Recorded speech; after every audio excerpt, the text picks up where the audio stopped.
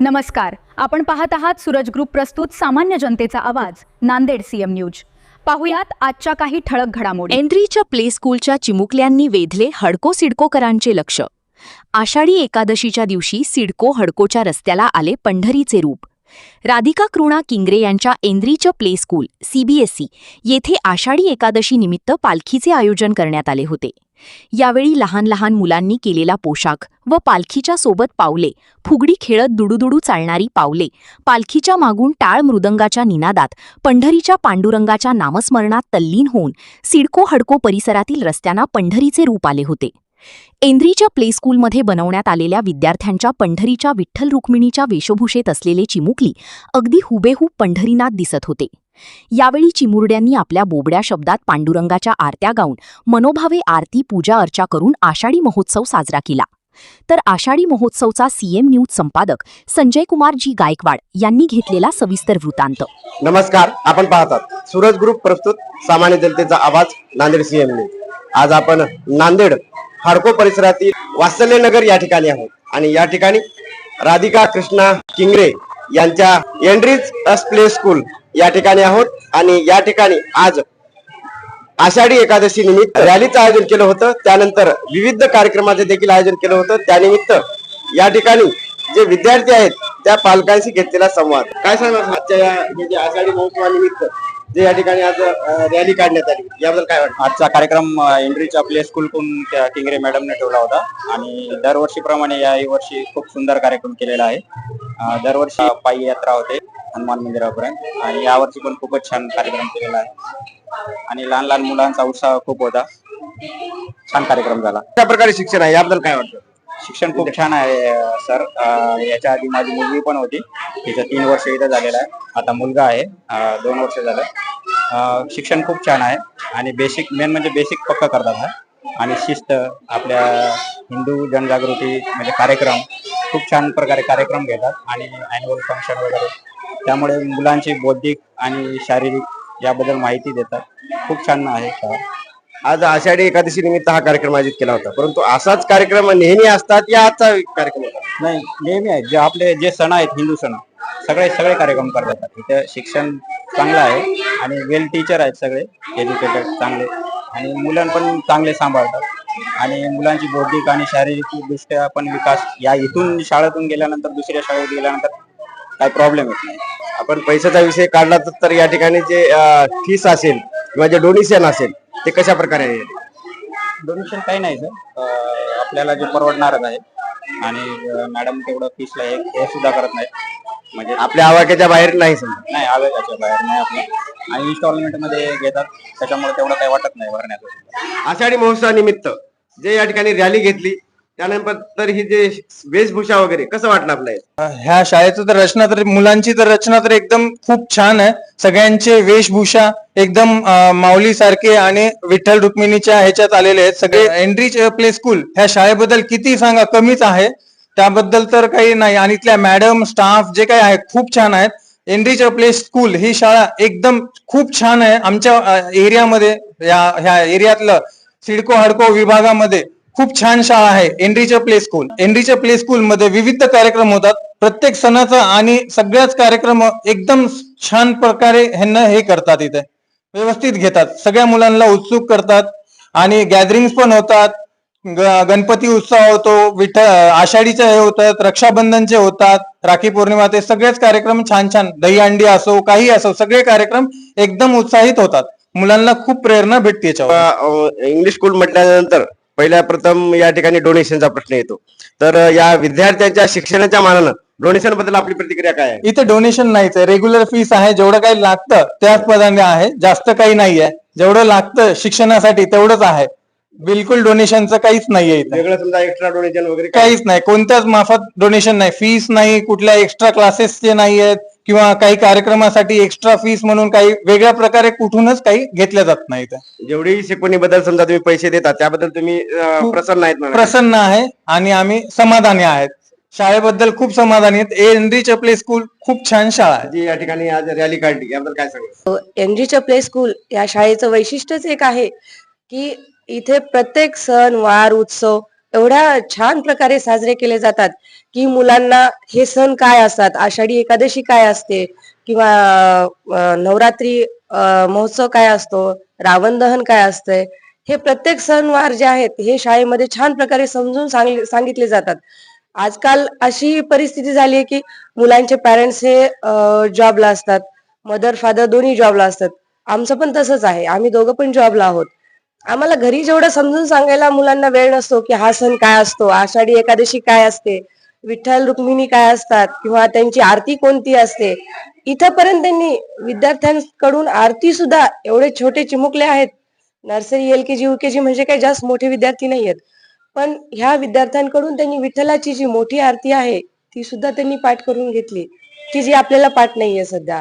आज आपण नांदेड शिडको परिसरातील enrich play school CBSE pattern असलेल्या या ठिकाणी इंग्लिश स्कूलमध्ये आहोत आणि या ठिकाणी आज आषाढी महोत्सवानिमित्त जे या ठिकाणी उत्सव साजरा करण्यात आला त्यानिमित्त घेतलेला वृत्तांत आपण विद्यार्थ्यांच्या पालकांशी चर्चा करत आहोत.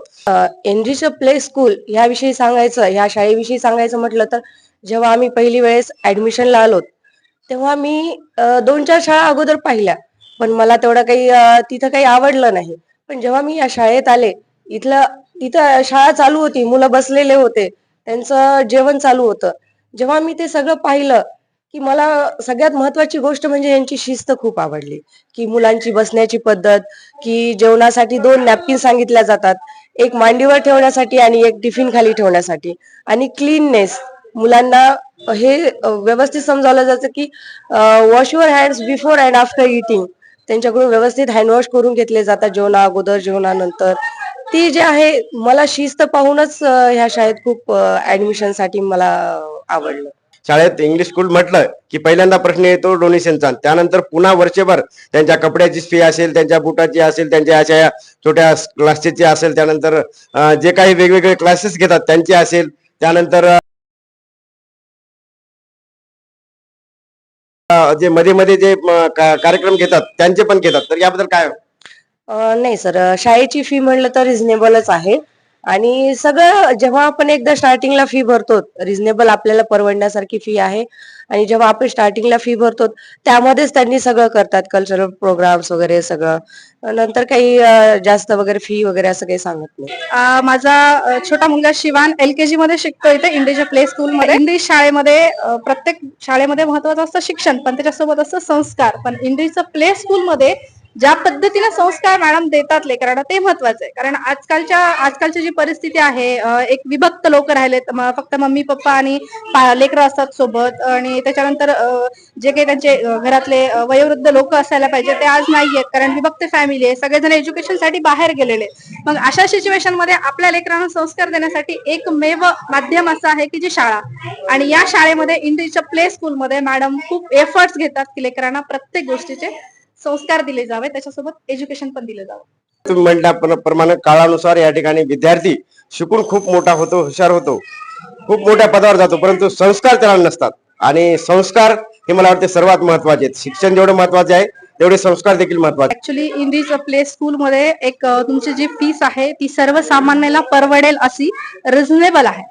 त्याच्यामुळे कुठलाही म्हणजे समाजातल्या कुठल्याही लेवलचा माणूस, कुठल्याही म्हणजे तो कामगार असू द्या, मजूर असू द्या, किंवा क्लास 1 अधिकारी असू द्या, प्रत्येकाच्या लेकरांना परवडेल आणि त्या याच्यामध्ये व्यवस्थित शिक्षण दिले जाईल अशी ही शाळा आहे. जे आपली ही बातमी ऐकत आहेत त्यांना काय आपण संदेश द्या? मी असं म्हणेल की आज जसं मी पहिलेच म्हटलं की शिक्षणाबरोबर आज संस्कार, कारण आपले लेकरं 3 वर्षापासून आज आपण शाळेत टाकतोय.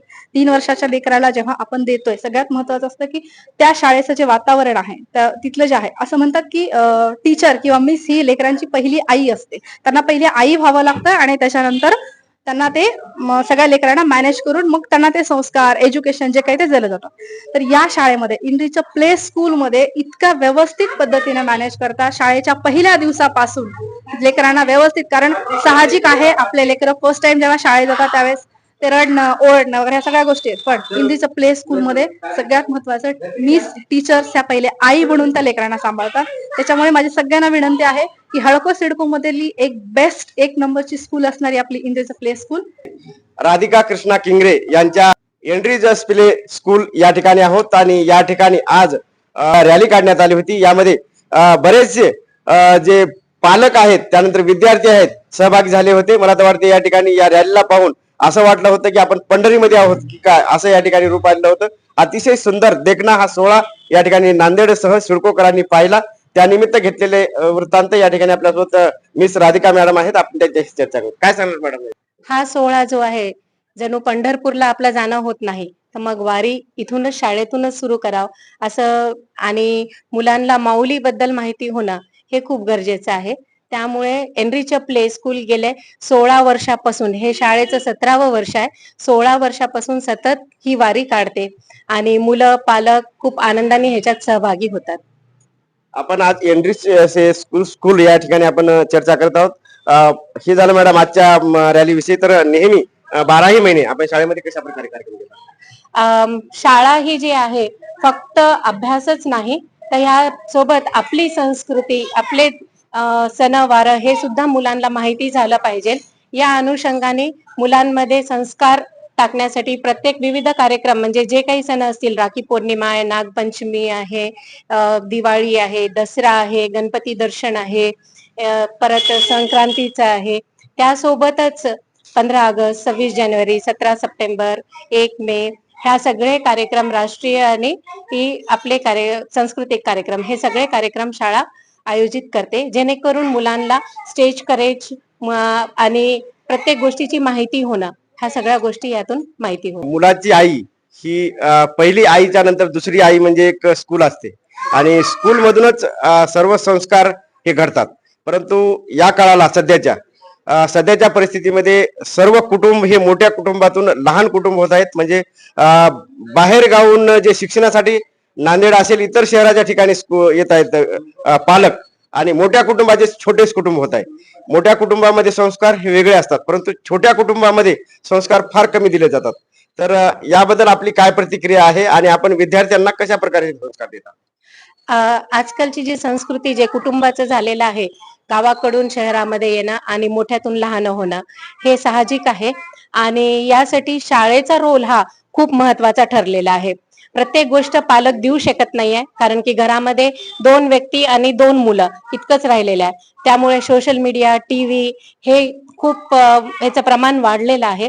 तर शाळेने यामध्ये कम्युनिकेटिव्ह क्लासरूम्स हे पद्धत चालू केलेली आहे, जेणेकरून की मुलांना टीव्ही आणि मोबाईल्स पासून दूर ठेवता येतील, आणि उपक्रम अशा पद्धतीने घेण्यात येते आणि अभ्यासक्रम पण अशा पद्धतीने आहे ज्याच्यामध्ये मुलं प्रत्येक गोष्ट बोलून शिकतात.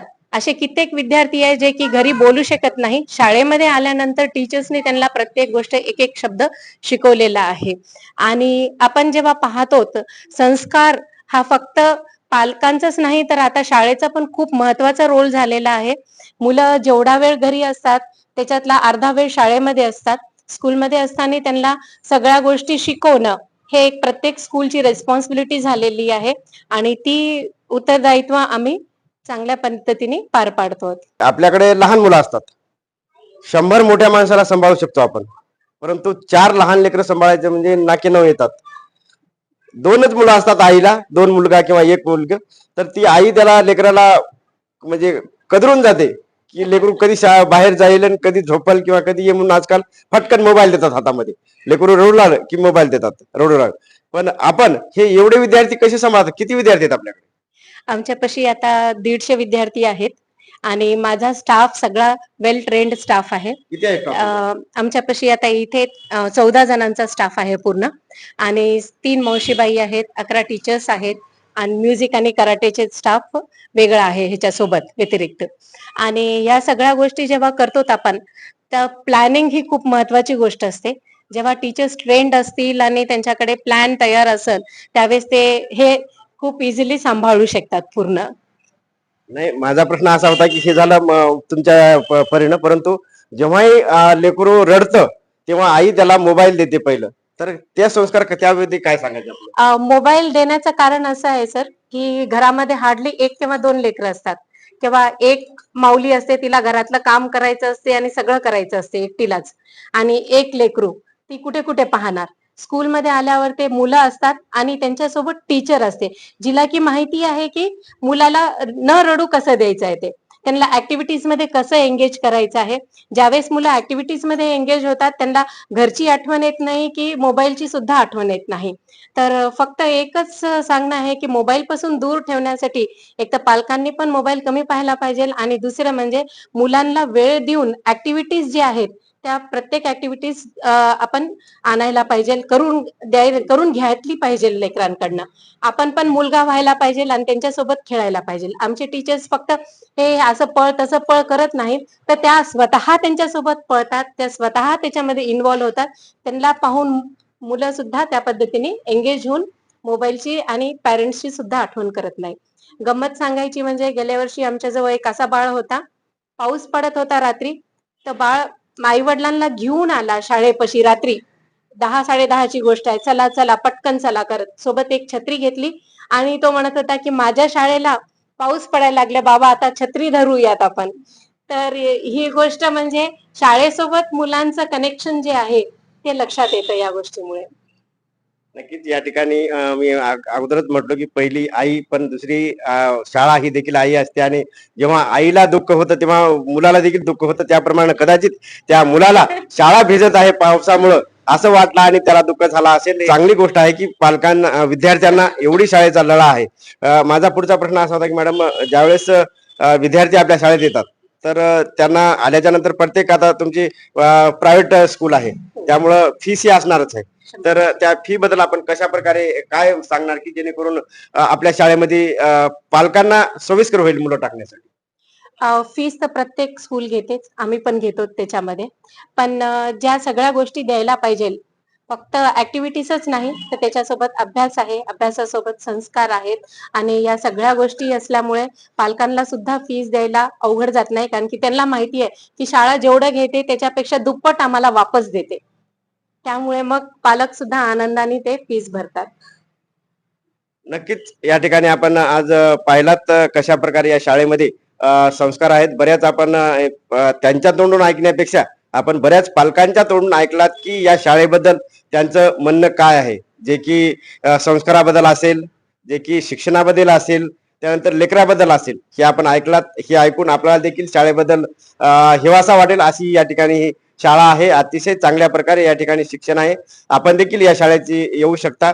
आपला ऍड्रेस सांगा मॅडम. एखादा जर नवीन पालक जर येत असेल, एखादा बाहेर नवीन आला आणि त्याला जर वाटलं की आपण लेकराला टाकावं लवकर, तर त्यांना ऍड्रेस सांगा, ते कशा प्रकारे यायला पाहिजे, आपला मोबाईल नंबर सांगा. Enrich play School, Vatsalyanagar housing society, doctor DS Deshpande हॉस्पिटलच्या ऑपोजिटला, सिडको.